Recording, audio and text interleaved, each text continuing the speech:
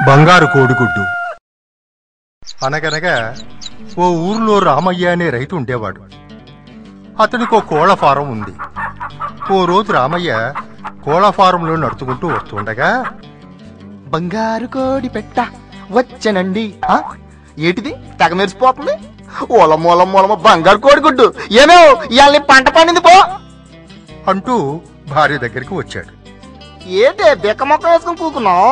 నీ కోసం ఏడు తెచ్చాను చూడు. కామాక్షి ఆ గుడ్డును చూసి చాలా సంతోషించింది. దేవుడా, ఈనాటికి మాపై దయ చూపావా? ఇలాంటి గుడ్డు పెట్టే కోడే గనక మా దగ్గర ఉండి ఉంటే ఇక మాకు ఈ కట్టాలెందుకు, హాయిగా కారుల్లో తిరగము. రెండో రోజు రామయ్య మళ్లీ కోళ్ల ఫారంలోకి వెళ్ళాడు. ఇంకో బంగారు గుడ్డు దొరికేసరికి, ఓలమూలము ఇంకో బంగారు గుడ్డు.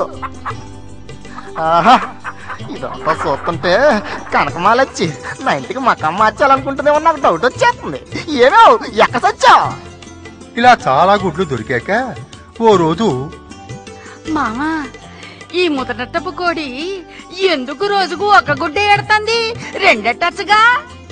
మరే మామా, ఆ దరిద్రపు కోడి కడుపులో కిలోలు కిలోలు బంగారం దాచుకుని రోజుకో గుడ్డే పెడతంది కదా.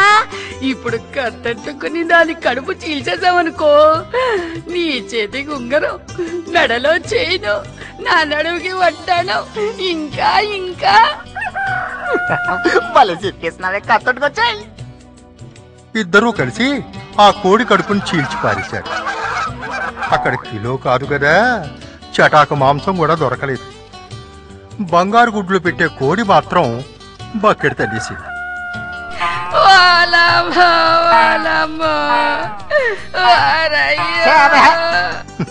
అందుకే అంటారు, దురాశ దుఃఖానికి చేటు అని.